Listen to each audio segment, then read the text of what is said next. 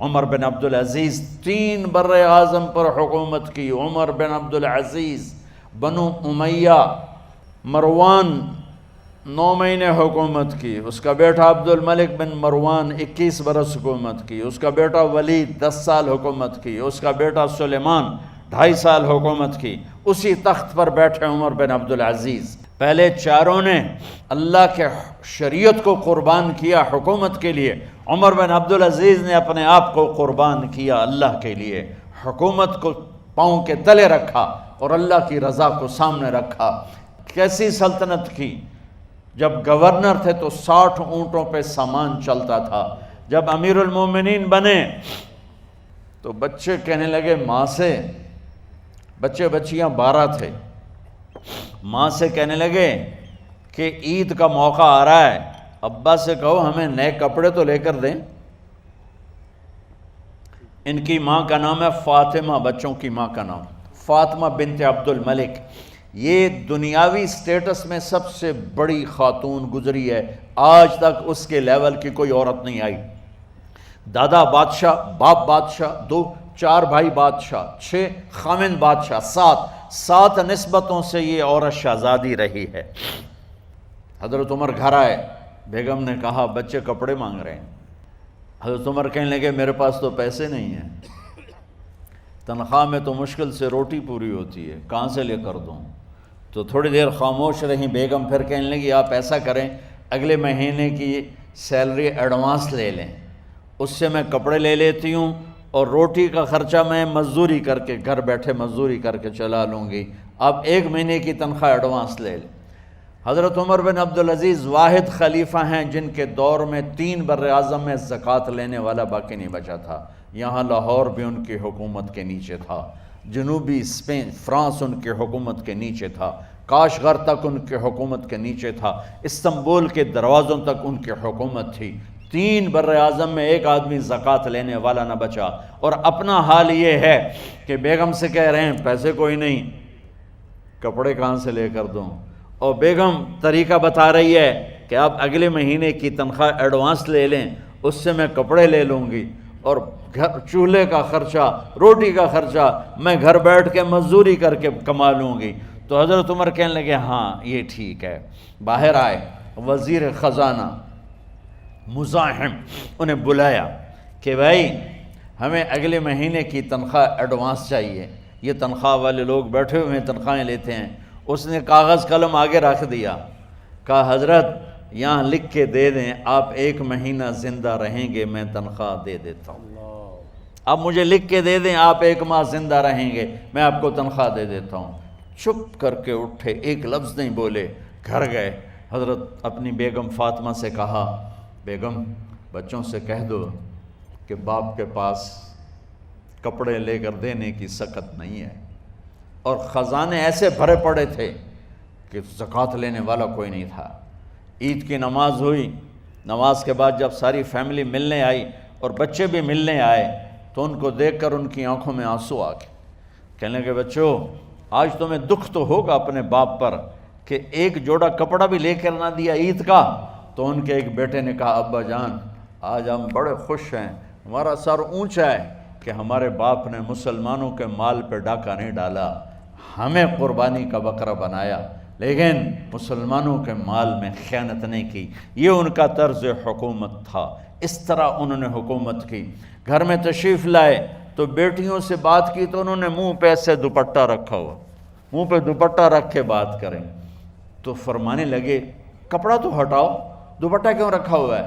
تو گھر کی خادمہ زور زور سے رونے لگی، کہنے لگی امیر المومنین آج آپ کی بیٹیوں نے کچا پیاز توڑ کے روٹی کھائی ہے تو وہ اس کی بو ہے منہ میں، آپ کو بو سے نفرت ہے اس لیے منہ پہ کپڑا رکھ لیا ہے.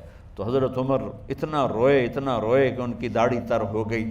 کہنے لگے آخر میں جب تھوڑا آسرے میں آئے کہا میری بیٹیوں تمہارا باپ تمہیں بڑے اچھے کھانے کھلا سکتا ہے لیکن میں جہنم کو برداشت نہیں کر سکتا، میں جہنم کی آگ برداشت نہیں کر سکتا. اب مرنے کا وقت آ گیا. جب وہ گورنر تھے تو 60 اونٹوں پہ ان کا سامان چلتا تھا، اور جب وہ امیر المومنین بنے تو عیادت کے لیے لوگ آ رہے تھے تو صالح عیادت کے لیے آئے، فاطمہ کے بھائی، کپڑے دیکھے امیر المومنین کے تو بہن کو ایک طرف کر کے فرمایا، بڑے نیک سرداروں میں سے تھے یہ مسلمہ بن عبد الملک، کہنے لگے امیر المومنین کے کپڑے تبدیل کروا دو، لوگ پوچھنے آ رہے ہیں تو میلے کپڑے اچھا نہیں لگتا، کہا جی بھائی کرواتی ہوں۔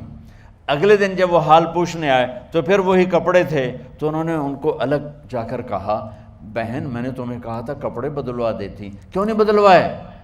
تو وہ رونے لگیں، کہنے لگی کہاں سے بدلواؤں، جوڑا ہی ایک ہے، جوڑا ہی ایک، کہاں سے بدلواؤں؟ اور حکومت کتنی تھی؟ 3 بر اعظم کی، 3 بر اعظم کی حکومت۔ ہمارا تو پٹواری امان کا نہیں ہے، اور وہ 3 بر اعظم کی سلطنت لے کر ایک جوڑے میں اللہ سے ملنے جا رہا ہے۔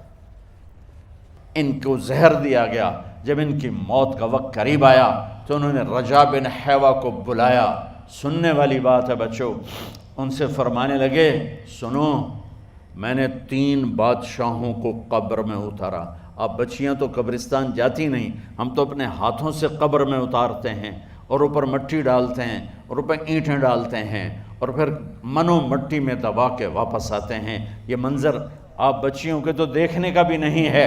وہ کہنے لگے میں نے 3 بادشاہوں کو مٹی میں ڈالا، لیکن ان کے کفن کی گرہ کو جب کھول کے دیکھا تو ان کے چہرے قبلے سے ہٹ چکے تھے اور رنگ ان کے کالے پڑ چکے تھے۔ ولید بن عبد الملک، سلیمان بن عبد الملک، عبد الملک بن مروان، عبد الملک باپ، ولید بیٹا، سلیمان بیٹا، یہ تینوں کا ان کے چہرے کالے ہو گئے تھے اور ان کا قبلے سے منہ پھر گیا تھا۔ اب میں مرنے لگا ہوں، مجھے پہلے ضرور چیک کرنا کہ میرا اللہ میرے ساتھ کیا کرتا ہے۔ پہلے تینوں کی ظلم کی حکومت تھی، ان کے چہرے قبلے سے کیوں ہٹ گئے؟ آپ کو عجب بات بتاؤں، ولید بن عبد الملک روزانہ تہجد میں کھڑے ہو کے 10 سپارے پڑھتا تھا، 10 سپاروں کی تلاوت تہجد میں کرتا تھا کھڑے ہو کے، اور قبلے سے چہرہ ہٹ گیا۔ سلیمان بن عبد الملک تہجد گزار، چہرہ قبلے سے ہٹ گیا، ظلم کیا، ظلم کیا، ظلم کیا، خون کو پانی بنا دیا، حکومت پر شریعت کو قربان کیا، رشتے ناتوں کو قربان کیا۔ اللہ نے قبلے سے چہرے، نمازیں منہ پہ مار دی، روزے منہ پہ مار دیے، حج زکاتیں منہ پہ مار دی، تہجد ان کے منہ پہ مار دی، اور ان کے چہروں کو قبلے سے ہٹا دیا اور رنگ کالے کر دیے۔ عمر بن عبدالعزیز نے اسی سلطنت کو عدل سے بھر دیا، اسی سلطنت کو عدل سے بھر دیا۔ جب ان کا انتقال ہوا، سلیمان بن عبد الملک کی ڈیڈ باڈی جب قبر کے قریب لائے اتارنے کے لیے تو ایسے ایسے ہلنے لگا، اس کا پورا جسم ہلنے لگا، تو اس کے بیٹوں نے کہا کہ ہمارے ابا زندہ ہیں، تو حضرت عمر نے فرمایا بیٹو زندہ نہیں ہیں، عذاب قبر جلدی شروع ہو گیا ہے، عجل اللہ بالعقوبہ، قبر کی پکڑ پہلے شروع ہو گئی ہے، چھپاؤ اپنے باپ کو جلدی۔ جب عمر بن عبدالعزیز کی ڈیڈ باڈی قبر کے قریب کی گئی اور ان کا بھائی اتارو، بھائی وہ باتیں شروع ہو جاتی ہیں، رومال ڈالو، چادر پکڑو، ادھر سے پکڑو، تو ایک دم ایسے ایک پرچہ ہوا میں اڑتا ہوا سب نے دیکھا، وہ آتے آتے آتے آتے آتے آتے یوں آ کے حضرت عمر کے سینے پر گر گیا، سب دیکھ رہے ہیں۔ جب پرچے کو اٹھا کے دیکھا گیا تو اس پہ ایک سطر پہ لکھا تھا بسم اللہ الرحمن الرحیم، اور دوسری سطر پہ لکھا تھا براءۃ من اللہ لعمر بن عبد العزیز من النار، یہ عمر کے لیے جہنم کی آگ سے نجات کا پروانہ ہے۔ 3 بر اعظم کی سلطنت لے کر وہ جنت کا پروانہ لے کر دنیا سے گئے۔ جب ان کو قبر میں اتارا گیا تو انہوں نے رجا بن حیوہ سے فرمایا تھا 3 بادشاہوں کے چہرے دیکھے قبلے سے پھر گئے، رنگ کالے پڑ گئے، مجھے تم نے دیکھنا ہے کہ کیا ہوتا ہے؟ تو رجا فرماتے ہیں جب میں قبر میں اترا اور ان کے کفن کی گرہ کو کھول کے دیکھا تو چہرہ قبلے کی طرف فکس تھا، اور مجھے یوں لگا جیسے 14ویں رات کا چاند قبر میں اتر آیا ہو۔